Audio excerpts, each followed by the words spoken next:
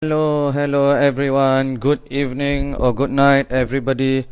So welcome to episode 32 of Teh Tarik with Walid. So I hope you have your Teh Tarik ready like I do, and it's gonna be a fun episode hopefully. So today I will be joined by Dr. Humairah Zainal, and Dr. Humairah is here in her personal capacity as a scholar, as an academic. Okay. So she is of course my co-author for our now infamous paper on Chinese privilege. But today is not about Chinese privilege, okay? So I have done many episodes on that. You can refer to my past collection with Melin and Ambassador Alami and with Bertha Hansen. Today it will be about Dr. Humairah's book, recently published book, called The Primordial Modernity of Malay Nationalism, Contemporary Identity in Malaysia and Singapore. So it's a fascinating title, and it is a fascinating read. I have finished reading, and I want to recommend it, and you guys should be reading it, but I don't know how much it costs at the moment. So when is my book gonna be out? Good question, Steffi. So the previous one, which is also something I don't recommend because it costs $200. But working on the next one. So hopefully, when it's out, I will make that announcement, of course, and then I'll get somebody to host a book talk with me. But for now, it is about Dr. Humairah. So how are you doing? Yeah, good. How are you? I am okay. I mean, I'm okay. The night just got better. As we start this session. Okay, so firstly, congratulations. How much is this book, by the way? Is it around Uh, 170, 180? yeah, currently around 100 plus on Okay. routledge.com. I think Kinokuniya is selling it for 200 plus. Oh, Yes. 200 plus. Okay. So is there gonna be a soft cover that will come out? Do you know? Uh, I suppose so, but it won't be anytime soon. Right, it'll be a year plus, probably, right? Probably, yeah. I'll be Yeah, reviewing okay. the code later. Yeah, towards the end of. Okay. Okay, so I believe it's either available at National Library or will be available soon, right? Yeah, so we've already requested this. We've requested NLB to stock our book, so it should be at the NLB branch in Bugis in a couple of months' time, hopefully. Okay, okay. So thank you. So this is the first time, right? You're talking about the book publicly, Yeah. right? Okay. So thank you so much. So let's get to it. So what are your main arguments in this book, right? And why do they matter, right? Why did you write it? And what are your contributions, I suppose? And what can an ordinary Singaporean or Malaysian, how can they benefit from this book? Yeah. So first of all, hello everyone. Thanks for tuning in, and thanks for having me. Yeah, on your live session. I had to reactivate this account just to appear on your live. Okay. Yeah. First of all, this book was written with my former PhD advisor, Prof. Kamaluddin from NTU Sociology. It was funded by SSRC grant, Social Science that was awarded to Prof. Oh, Ted was Hall. it? Oh, Yeah, for that large scale study. infamous Ted Hoff. Yeah. National Yeah, identities of yeah. different Asian countries, including Singapore and Malaysia. Yeah, so we would like to thank all our research assistants. There were more than 5 of you for all your help with the data collection. We really appreciate your hard work. Yeah, so our book basically takes on a comparative transnational perspective in examining contemporary Malay national identity in Singapore and Malaysia through the lens of primordial modernity. Yeah, so specifically it explores how Malays in Singapore and Malaysia conceptualize and negotiate their ethnic identity in relation to the state's construction of Malay national identity.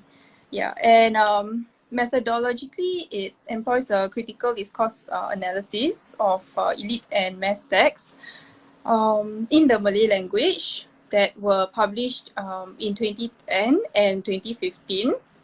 all of which still hold a lot of relevance to contemporary social discourses. Right. So elite text would be government speeches and statements, right? So mass text, what are you looking at? Are you looking at Twitter or Facebook, or what is it that you're looking at?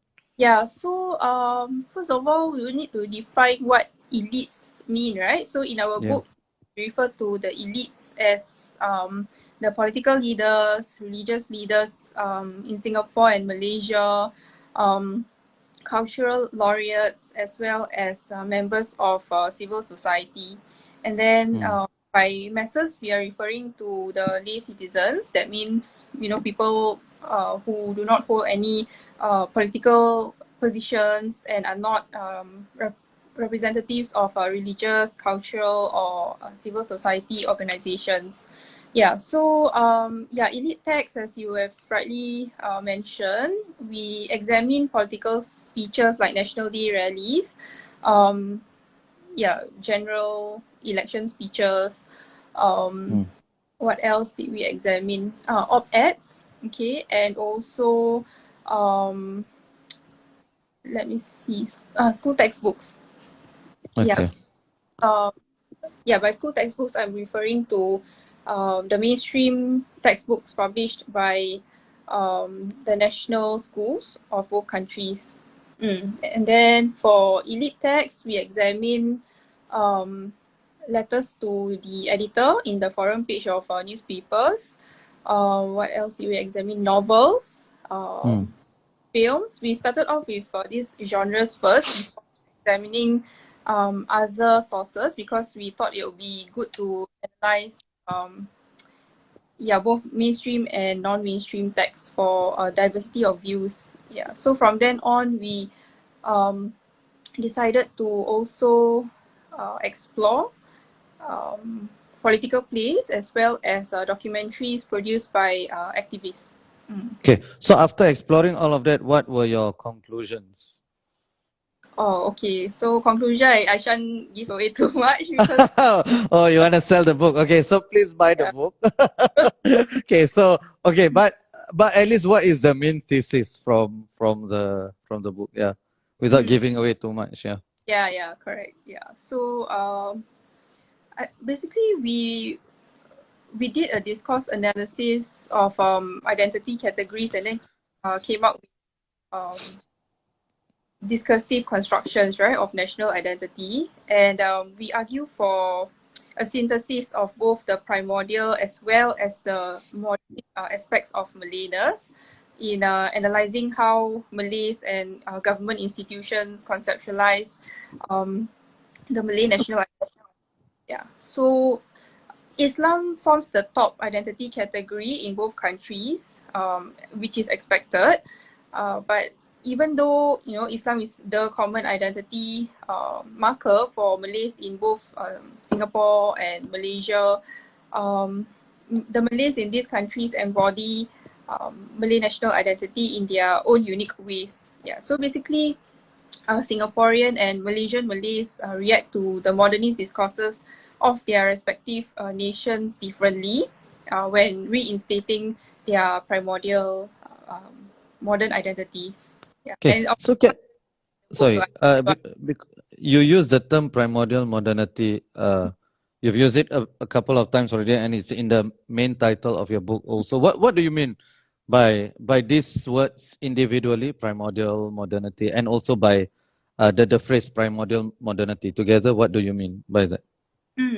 So by primordial, we are referring to the so-called traditional aspects of our identity, such as language, culture, religion, and modernism. By modernism, we refer to Benedict Anderson's. We actually problematize Benedict Anderson's concept of modernity, which is rather capitalistic. Yeah, so in response, we adopt Dietrich Jung from Denmark's idea of modernity, which basically combines these two ideas together in the sense that we don't see primordialism and modernity as binary categories. Okay, right. So just now when you mentioned that the elites, the political elites, okay, religious elites, okay. Then you mentioned civil society as well. I've always thought about, I mean, because civil society is large, right? So who in civil society is an elite? Who is in civil society is part of the laity, right? According to your definition, right? So do you consider yourself, and in that conception, like someone like yourself is an elite, or somebody who is part of the laity? Oh, it depends on who's looking at it, right? No, you, based on your own. Okay, based on my, Yeah, yeah. so based on this definition, I would yeah, consider myself as part of the civil society. So Yeah. part of the, so academic discourse will be part of the elite discourse as well, right? Yeah, Uh, okay. Yeah, yeah, okay. Okay, so I want to get to it because the idea of primordialism, as I understand it, right, as a non-sociology person, right, is something that is innate, right, and you ascribe certain characteristics to a race, right, and that's what primordialism means, right? So, and we cannot run away from the topic of the cultural deficit hypothesis, right, which is an albatross, or is it still plaguing Malays in Malaysia and Singapore? So what do you think? Is the cultural deficit hypothesis, does it still matter? What do younger Malays, from your research, what do younger Malays think about it? Have they internalized it, or do they challenge it? Do they problematize it, or it's not even on the table for them? Or not on their radar, I mean, yeah. right, yeah. So first of all, we need to understand what cultural means, right? So from my understanding, this hypothesis posits that individuals from some cultural groups would yeah, lack the ability to achieve just because of their cultural background. So it basically attributes the causes of underachievement to the traits and norms of that particular cultural group. So in my opinion, I think it is still prevalent in many spheres of our social life. For example, it is still perpetuated by the mainstream media, right? Yeah. Still internalized by some members of the majority group. So especially those with yeah, limited exposure and interaction with minorities of diverse background, or those who have a cultural baggage, having grown up in societies where they have been minorities. Yeah, and among the Malays, I would say there are, yeah, still some who internalize it by refusing to associate themselves or mingle with fellow Malays due to the, yeah, negative stereotypes identifiable with that race.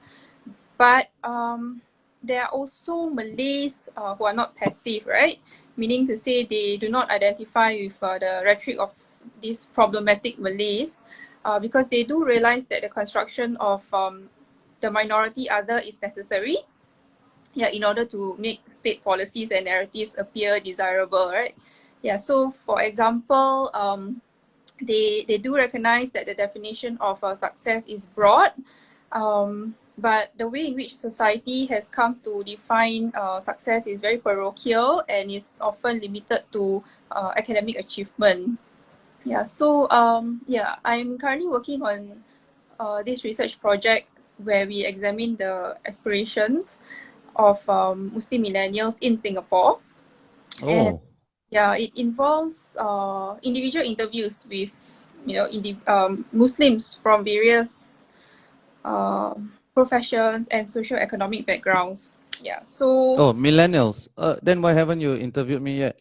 Oh, sorry. If Gen Z, then you interview me. Yeah. But anyway, what are the preliminary findings from that research in terms of the cultural deficit hypothesis, or the aspirations of the younger Malays? okay, so based on our preliminary findings, we have individuals who don't identify with this cultural deficit theory. So they are proud of their athletic talents and achievements. They are proud of becoming an athlete, for example, but they do realize that you know, there are certain gaps in the educational system that prevent them from achieving, Right. from fulfilling their dreams. Right. Yeah. So you mean in the past there were people who, I mean, even from your own experience, there are people who used to downplay their athletic abilities or their non-academic abilities, or because you mentioned that specifically, right? That as a sign of them rejecting cultural deficit hypothesis. Why did you mention that particular attribute? Yeah, I think it's with maturity and a sense of heightened political consciousness. As they grow up, they get exposed to all these alternative discourses. They start to realize that, hey, actually, it's not about me, but it's actually about, the gaps in the educational system. They wanted to be an athlete back then, but the school subjects are mostly about math, science, nothing to do with sports, right? So as they start to grow up, they then realize it's not about their individual shortcomings, but rather the gaps within the educational system. I see. I mean, um, I don't know how relevant this is today, because I mean the societal conditions have changed, right? But in the past, I mean, when we were growing up, right, everybody played football, right? Even those who didn't play football played football, right? I mean, you were socialized into playing, or you were pressurized into it, and those who didn't, right, had to go out of their way to not play football, right? And there were some who, I know, I've been told by some of my Chinese friends, some of them told me this many years ago, their parents didn't let them play football because they didn't want to mix with the Malays too much. But I've also heard Malay parents say that, right? Yeah. They didn't want, yeah, and the elite Malay. I mean, not everyone, of course, but usually it's from They end that up, kind of, it's yeah. from that kind of background, right? So you've heard similar things and you've encountered in your own research as well.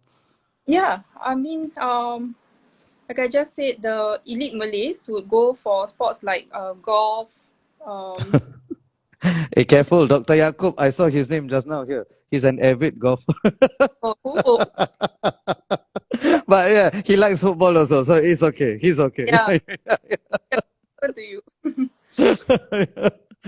Yeah. So Yeah, yeah. So there is almost a conscious effort to not want to be associated with the Malay sports, right? Like football and right. And this intersects with social class as well, right? So I'm currently teaching this module about how we understand leisure or leisure. So I think leisure is also a function of social class, right?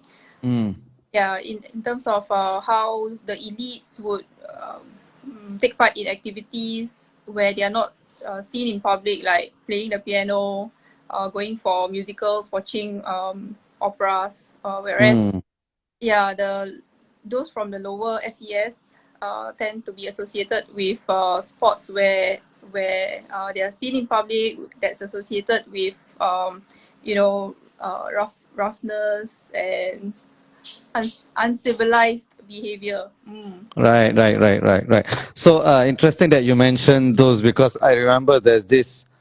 Maybe the younger ones may not know the show Yes Minister, which became Yes Prime Minister. There was this particular segment about this, about how the upper class, their social activities are about plays and theaters. But don't forget, whereas for the lower middle class or those from the lower socioeconomic status is the sports, right? But also theater and plays, that can also be an arena of resistance and subversion, right? But anyway, that's a separate topic. But thank you for that. So is there anything else you wanted to mention on the cultural deficit hypothesis, or should we move on to the next one? Yeah, I think this cultural deficit theory has taken a different form, where it gets internalized within the Malay community. Yeah, if you were to read recent news, right, you realize that there's been some recent efforts by community leaders to initiate all these communities of success program, which actually complement all these success stories being featured in our national newspapers about successful members of the Malay community, about high flyers who have made it. Yeah, we usually appear on the front pages of the newspaper, right? Yeah. So I think this is an overt strategy to quell Malay marginality, and at the same time to trumpet the success of meritocracy in Singapore. And you realize when individuals from humble backgrounds are featured, their resilience to overcome all odds are usually emphasized, right?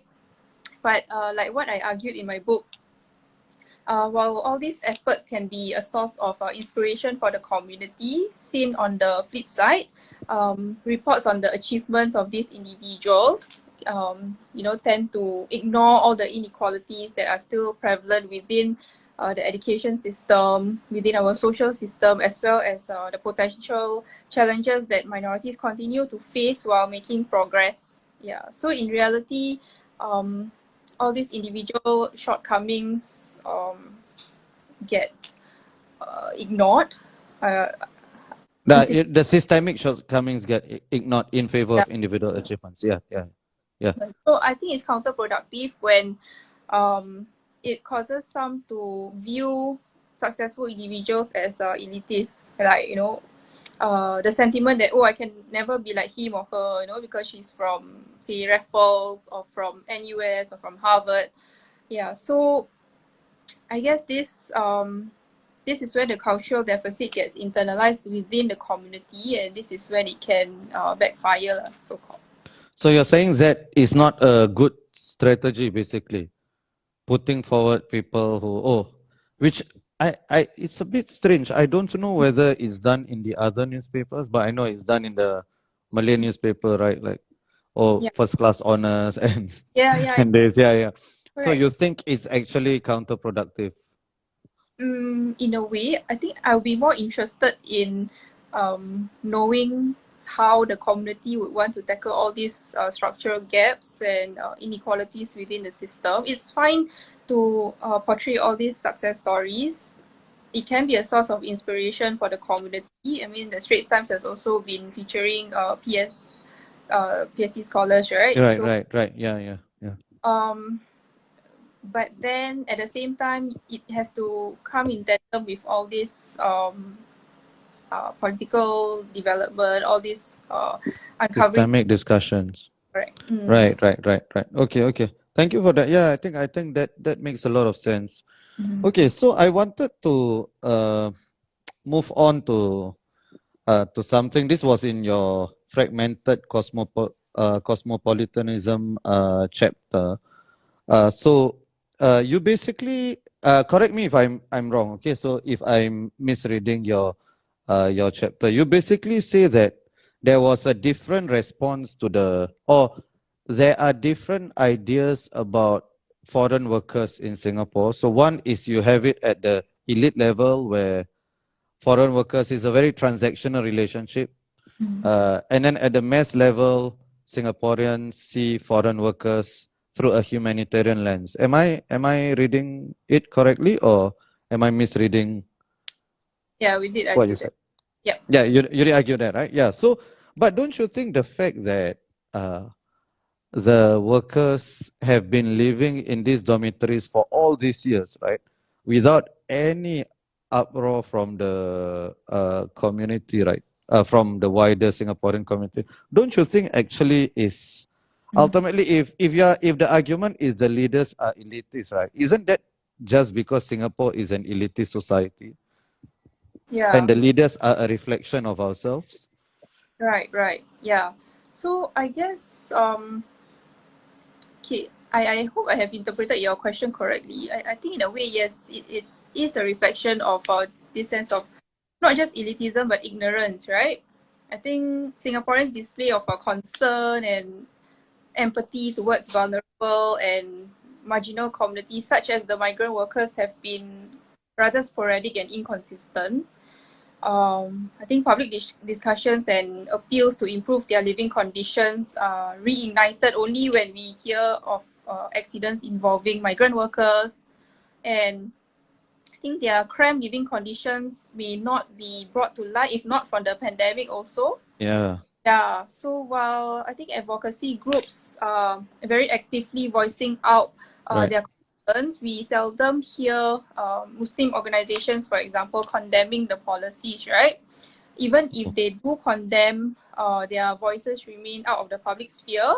And even when they do intervene, their efforts remain limited to fundraising, which is laudable, but it's not good enough to effect changes at the policy level. Right. Mm. Okay. Okay. So ultimately the leaders and the policies that are done, it can only be done with the blessings of the people, right? I mean, I guess why I'm asking that is right in the thick of those events, right? Right in the middle of those events, the outbreak in the dormitories, right? And then the elections was held, and it wasn't an election issue, right?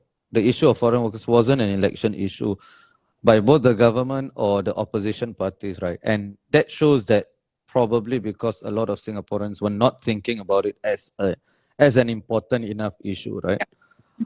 And I always feel that elections really measure the conviction of a society, right? Like what matters to you, right? In a survey, you can write down anything like Mm. the 100 attributes that I actually want, right? But when push comes to shove, or is it 100 characteristics of a society I want? But when push comes to shove during elections, then we'll see what are the issues on the table, right? So that's why I just wanted to ask you on that. So thank you. So let's say now, I mean, you've done a lot of research on and hopefully this is your first, not your last book, right? I mean, I'm quite sure it won't be. What if you were the Minister of Muslim Affairs, right? So what would you do? What is one or two things that you would do, right? Like immediately that you would change. Wow. Min- Minister of Muslim Affairs. Assuming the position has some power, I mean it does, right? So what would you do within your capacity, right? Mm. Okay. As a woman, I may not even get appointed to the top position of a predominantly male Malay organization I'm in right now. I mean, even if I am elected to the board, my role might merely be tokenistic. But Oh wow! So that is a call for action for Rima, right? That's what you're telling. So please make her the head of Rima. Yeah. So something to be discussed offline. yeah, yeah, Yeah. yeah. Yeah, yeah. Yeah. So Assuming you do get, yeah, yeah, yeah. in world where Muslim woman gets to be the Minister of Muslim Affairs, Well, right? I thought we were close enough. I thought like President Halima could have easily fulfilled that function, right? Mm. Yeah, but I mean now we are further back. Yeah, but Mm. anyway, yeah, assuming that you were, yeah. Yeah. So I think first of all, I would use all the power in my hands to get more Malays to the restricted sectors of the military that they have been denied of. I'm not sure how it's going to be done. I think you're in a better position to do that, given your training in political science and public policy. But yes, I would like to see more Malays in the army, in the SAF. That's one. And second, I would definitely change my leadership style to one that is more assertive, yet empathetic. So, yeah, one of the hot button issues, right, that often causes friction among the Muslim community, gender relations, correct? Yeah, such that whenever these issues are discussed publicly, they get blown out of proportion to the extent that, it gets boiled down to support for either one camp or another, such that, the real issues that are at stake are often ignored, the perpetrators are not punished accordingly, and the victims do not get sufficient help. And we've seen this through the online sexualization of religious teachers that happened last year, right? Mm. Yeah, yet we seldom hear the forceful voice of our Malay Muslim leaders in reconciling tensions among the community. I mean, we hear them condemning the acts of the perpetrators on social media, but but there is a lack of transparency on the actions taken thereafter, and also a lack of leadership, right, in steering the conversations in a mature, respectful, and constructive manner. Yeah, Yeah. is it the job of politicians to steer the conversations? Or I mean, on any particular societal manner, do you think it's useful to have to impose those kinds of expectations on politicians, right? Why do we want politicians to steer conversations? Yeah. Why can't we, like normal people, like other people, like people with no political agenda, why can't they steer conversations? Why, I guess, Mm, why do we expect politicians to do that, right? yeah. Well, apart from their high salary, Right, with high salaries come a great responsibility, right? Yeah. yes, exactly. And yeah, I mean, they're supposed to be leaders of the community. And But you see, are they were they? I guess even that is something that we need to think about, right? I mean, because they are de facto leaders of the community, right? So that's the first thing. But secondly, I guess my worry is, right, why we don't need politicians for every single issue, right? There are some issues I think which is best left to the non-politicians to do, right? So my worry is, if you get, first of all, we'll be so dependent on this on the state to do everything for us, and secondly, politicians will always be more than happy to come into every issue to be the savior, right? So I'm not sure whether that would be useful. I mean, I'm just interested to know why you think that is within the purview, or that should be within the purview of a politician. yeah, I think as leaders, you've got to have a sense of amanah or responsibility, right? To not just go from door to door, handing out goodie bags, yeah, initiating programs, but also impact at the broader structural level. Yeah, it's an amanah, it's a responsibility, it's a social responsibility. Um, yeah, and some of these people are trained in prestigious overseas universities, Oxford, Harvard, Ivy Leagues. So the kind of contributions that they give back NTU. have to Yeah, be you mentioned prestigious university, right? So I yeah, mentioned yeah, NTU. Yeah. have to be with yeah, the kind of training, the kind of background that they come from. I mean, after all, some of their overseas education were funded by the community, by society. So the more they should contribute back. Right, right. Okay, okay. Fair enough, fair enough. I mean, I don't dispute that point. I think all of those points are definitely valid, right? I personally am not sure whether we want politicians to be involved in every single issue for the society, right? So I always feel like some things the less politicians think, the better. But I mean, of course, I mean that's and the debate is on what issues are those, right? And then why do we have politicians, for instance? Okay, all right. So what else should we discuss? What else should we discuss, Humairah? What do you wanna discuss? Yeah, I have yeah, the Muslim leaders and their contributions. So I'm not sure whether I'm on the right track because yeah, I'm not political science, so not exactly sure what this position entails. But if I were to be the minister in charge of Muslim affairs, I think in the selection of young Malay candidates for the party, I would not choose someone solely for his or her, stellar academic and volunteering record. I would not choose someone purely on the basis of his or her profession or position in society. I would not choose someone just because he is a lawyer or doctor or PhD holder.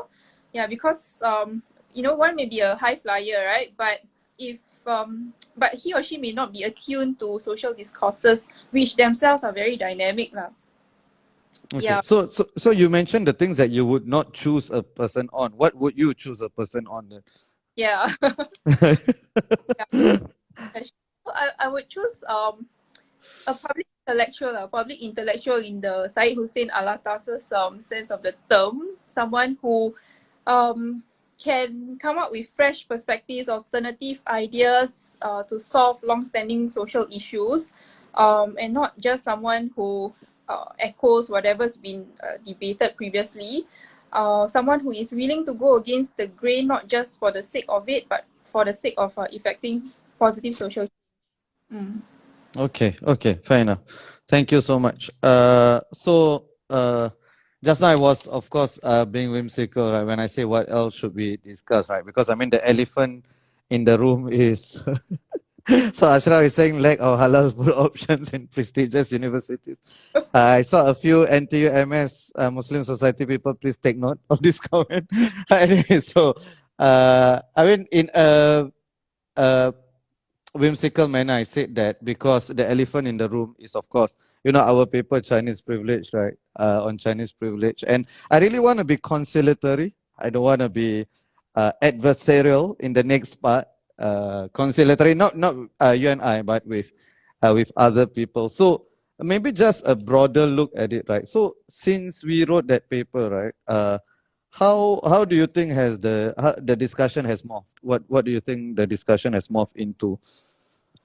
Yeah, of Chinese privilege, I just realized that the IPS conference was held around sometime last year. This Last around year, this time, right? Yeah. for a coincidence that yeah, Yeah. Yeah, so yeah, I mean, I still didn't get the invite from IPS this year. Did you? Have you gotten any invite no, yet? no, No. Okay. Yeah. So that is okay. Maybe next year. Yeah. yeah, yeah. So I think So yeah, with the exception of a few academics, Shannon Ang, Lavi, Lavanya, who have tried to reconceptualize the debate, I think the scope of discussion remains parochial among the general public. And by parochial, I mean pitting one group against another instead of highlighting the broader issue of structural injustice. When, in fact, citing reasons like Chinese privilege is an imported concept from the West, has only exacerbated tensions between the majority and minority groups. And I think within academic circles, there has not been a consistency among those who claim to champion equality. So they may be contesting against one form of inequality, but remain silent when another form of inequality is being discussed. Yeah, in my opinion. So I guess in summary, the argument that Chinese privilege is a Western concept, right? Yeah, only suppress public discussion and made those who disagree that Chinese privilege exists buy into this argument regardless of their rationale. right. So I definitely agree. So this you are referring very obliquely or maybe not to the the paper, right? The paper that refuted us, right? So I definitely agree with you. I mean it's a joke. I mean to say it's a Western import, right? When you use terms like multiculturalism, secularism, I mean, did that come from Cambodia or something? Right, that came from the West as well. And we are happy to use those terms, right? As we should, and we should apply them to our local context, right? So that aside, so I mean the rejoinder paper aside, right? Don't you think actually PM Lee, even though initially I was also a bit okay, what is the point of the National Day rally? But upon closer inspection, right, don't you think that was an olive branch of sorts, right? So uh, he did say that there is no such thing as Chinese privilege, but he went on to mention that minorities do face certain things, right? Because he was defining Chinese privilege very differently from us, right? Because we were not talking about constitutional privileges, right? We were not talking about that. We were talking about unearned advantages, right? So don't you think that was sort of an olive branch given extended where he was trying to balance all segments of society, right? Like he was trying to assure people that, don't worry, there is no such thing as Chinese privilege. I mean, you don't have to be offended. At the same time, he says, look here, he was also telling the majority, look here, you need to understand that minorities go through certain things. Don't you think that is a win actually for the discourse? Oh, I think it just sounds very contradictory. Right. Yeah, the sense that majority people were, including myself, was that Chinese privilege doesn't exist in Singapore. And yeah, when I spoke with a lot of my friends, they did buy into this argument, perhaps for a lack of better arguments, but I don't blame them because they were not trained in area studies. So yeah, I think it sounded very contradictory. Right. Oh, so that speech itself. Okay. So Yeah. because I saw it sort of as a political balancing act, right? So, which is why I thought, in a true compromise, no one is truly happy, right? So something's got to give for. Oh, you don't seem to buy that. So I see it in your face. it should be articulated in all languages, in your English speech, Malay speech, and not just your Mandarin speech, right? That Right, will but be even in the Mandarin speech, he did say that minorities do go through certain things, right? So that was mentioned, right? But what was mentioned? You're right. So the explicit denial of the existence of Chinese privilege. Yeah. So I think the discourse has. First of all, I think we need to put things into context also, right? Our paper was one of many papers presented at a two-day conference. yeah. It's just that ours got published first in a journal, and that's why it was refuted, right?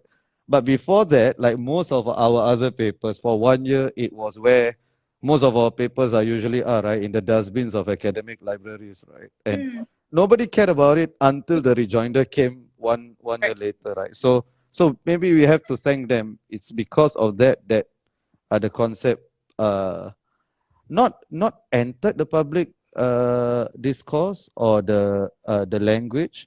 I would say it re-entered, right? Because I think Alfian and Sangeeta, they were the first wave, right? Yeah. I was maybe the third or fourth wave of people who, it's just that it was the first time probably it was in an academic paper. Yeah. So what are some other projects that you're working on, Humairah, other than the one that you mentioned earlier about the millennials? Mostly in health services research lah. And looking at how we can improve the medical education curriculum to include um, digital skills, digital competencies for our medical graduates. Yeah. Okay. Am I So I lagging? wanted to ask. No. As in not for me. Yeah. So I wanted to ask. I mean, since you mentioned that, do you think there is any utility in using race-based data for health outcomes? What do you think? Yeah. Yeah, so my colleagues may have a different opinion on this.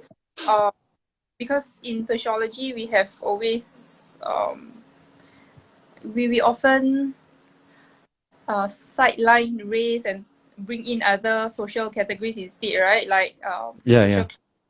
to account for social conditions, illnesses. But there may be some truth, but it's still I think under researched. There may be some truth in the influence of genetic factors, DNA structures in affecting health outcomes.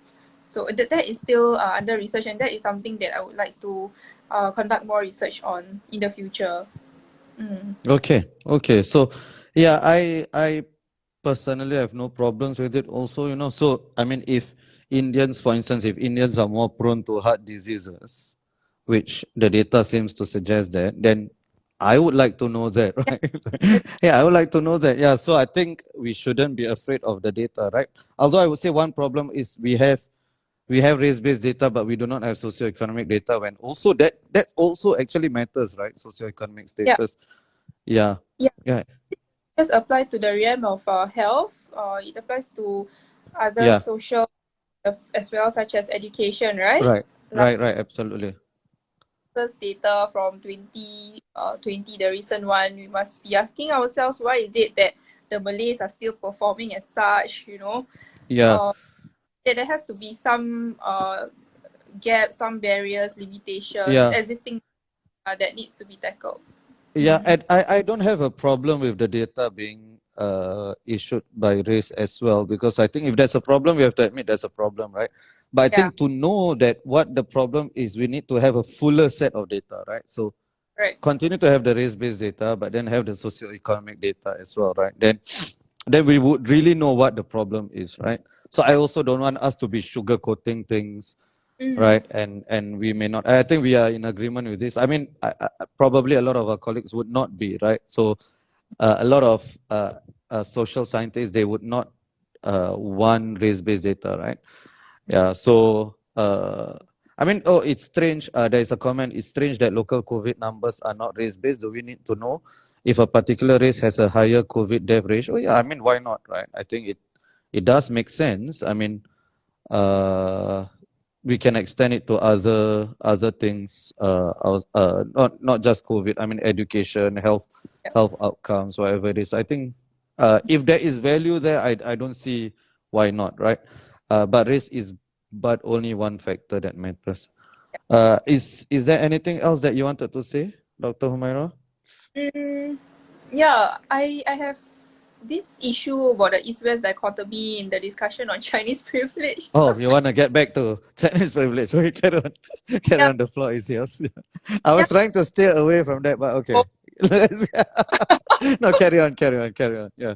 I think, like I said, it's very parochial, and I think moving forward, we should expand this discussion beyond the East-West binary and ask ourselves, like, are the issues, raised through this concept necessarily Western, or are they universal, right? Because the systemic issues that are faced by minorities are a universal issue. So if that's what some people have been denying, then that's what a distraction from important conversation looks like, right?